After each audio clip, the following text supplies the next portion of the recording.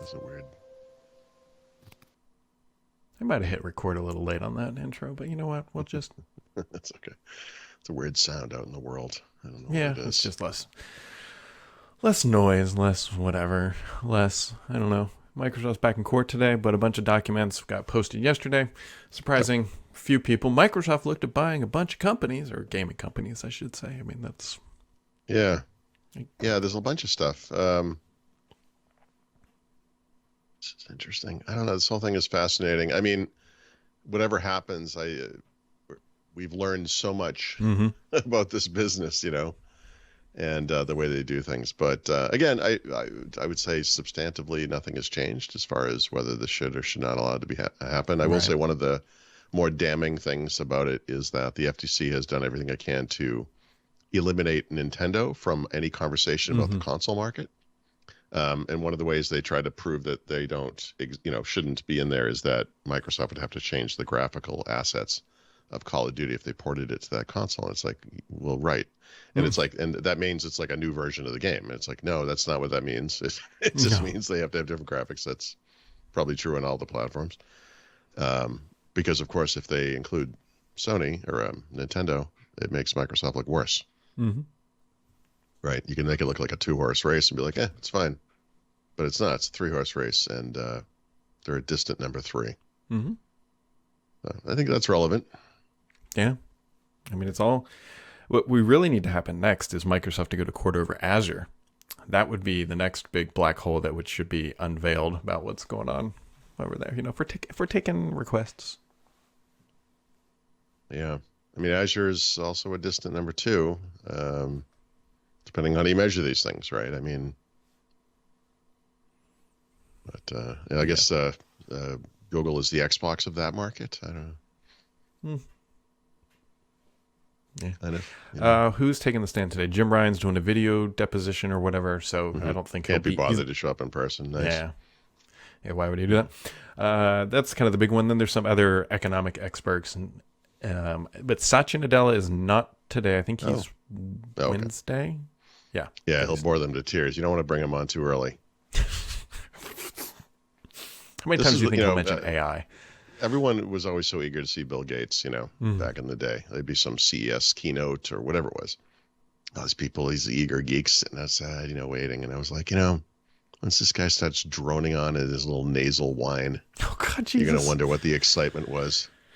Oh God. We believe that Windows 8 will be the blah, blah, blah. And you're like, oh my God, what am I listening to? But, Satya Nadella, oof, I think pretty sure that guy is AI. It's just, I think he's saying something. I don't know. He's got some. The speechwriters are definitely using some Chat GPT, at least for the past couple keynotes. That's He's tough to listen to.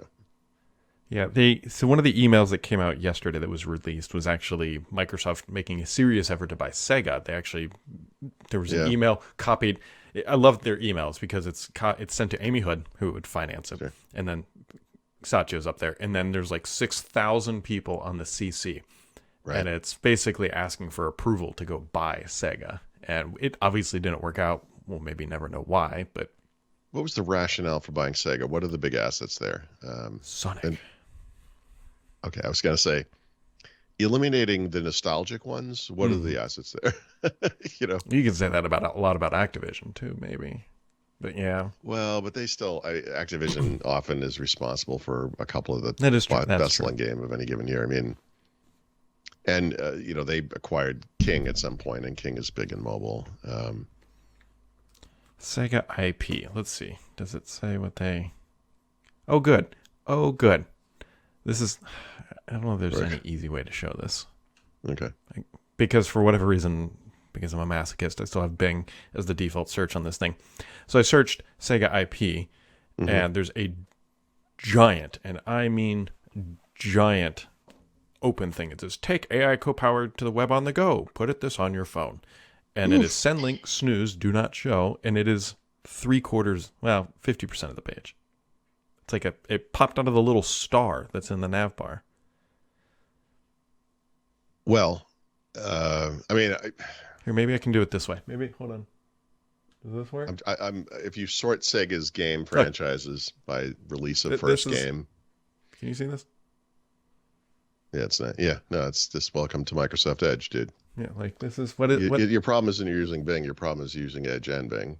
Yeah, that's a double whammy of sophistication. I mean, like, I don't have an encyclopedic knowledge of the video game industry or anything like that. I don't recognize any of these games.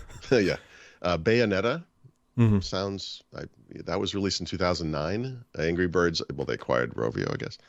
Don't worry about that. Company of Heroes, 2006. Well, I mean, what are we talking about here? Yeah. Football Manager, 2005. Condemned. Crazy Taxi. I played that one straight through in 2005 on the Xbox 360. In fact, I guess that was a launch title based on the date. I mean, Super Monkey Ball, 2001. What about Fighting Vipers? I've never heard That's of that. another. I have no idea. Shenmue. I mean, there's a couple in there. They've got. Yeah, there are a couple, but you know, they're all like Crazy Taxi, like 1999. Yes. Like seriously. Sega Bass Fishing. Oh, they got Virtual Cow. That would have been. Microsoft should have brought back just the whole kiosk thing that you would go and put the quarter in, and then you gotta get bobbing. Yeah. House of the Dead. Yeah. So, goddamn, that's too bad. Their earliest IPs: Monaco GP, Zaxxon. Wow. Hang On, Space Harrier. That was a big one. I remember wanting to play that game very badly at home. Outrun, Wonder Boy, Alien Syndrome, Phantasy Star, Shinobi Altered Beast, Golden Axe. Yeah, some good ones back in the day for sure. Sonic. That's got to be the Apex, 1991. Well, and let us not forget Echo the Dolphin. To this day, I never beat the first level, along with many other people. Right. We had it. We had that game. We had the game on Sega. A lot of people did, yeah. And it was the ET of that console, you know. And all you could do, all I could do at my, I don't even remember how old I was, is just jump out of the water, do a flip, swim to the bottom, and could never figure anything else out. That was really cool. Guess we're done here. Yeah. The Intellivision had a game called Shark that was fantastic. Yeah, what was the thing that attached to the Mega Drive? Was that what it was called? Yeah, was that like the CD drive thing? Yeah. No, actually. No, the Mega Drive, I think, was CD. That was Sega Saturn. We never had the Saturn. We had the Sega Genesis. Yeah, no, but I think they released a CD drive for the Genesis, didn't they, at some point? So what was the Mega Drive? It wasn't a CD drive? I don't know. I just remember there was something you could like plop in the top. It wasn't Game Shark, but... You're definitely right. I gotta know. Sega Mega Drive is 16. Oh, what? Oh, actually, Mega Drive might just be the name of the Sega. So, yeah, it's the original Japanese name. So, but you're right. There was a thing you could plop down on top of the Genesis. No, the 32X is what it was called. Yeah, there you go. And then there was the CD drive that could be on the side too. Yeah, that was a thing only a mother could love. That thing is ugly. Then there was the Game Gear.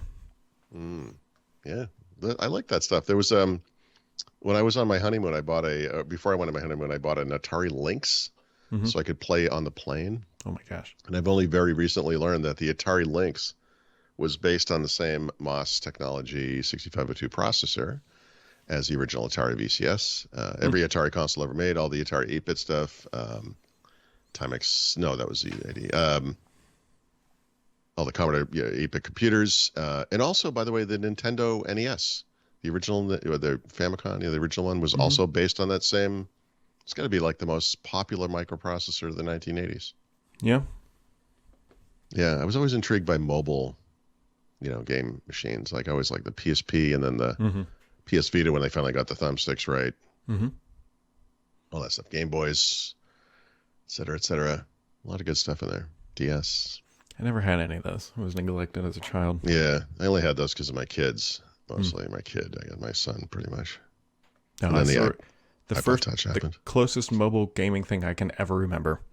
I had to have been in high school at this point. Is we were driving to Florida, but it was just me and my parents. My brothers were not there. I think they were in college, and my brother let me use his laptop. This was an E-Machines, like a 15-inch. Yeah. And my dad figured out how to get it wired up and powered in the car, and I played Age of Empires on that thing. Age of Empires 2, like to Florida and back. I was first laptop I ever owned was through work, so this would have been like the mid-'90s, sometime 95-ish, 96 maybe. And I got must have been 96, because I got a Dell, whatever it was, Latitude something. and I had a choice between like more RAM and more storage, and I chose RAM because I wanted to put NT on it. So it probably had like 16 megabytes of RAM or some stupid, it was a stupid amount, but whatever it was. But you could play Windoom on it. So I was on a flight playing Doom, and the woman next to me looked at it and she goes, "Is that virtual reality?" I was like, sort of. We've come so far in the VR space. Not really. Since then. I don't know. Have we? Maybe. I don't know.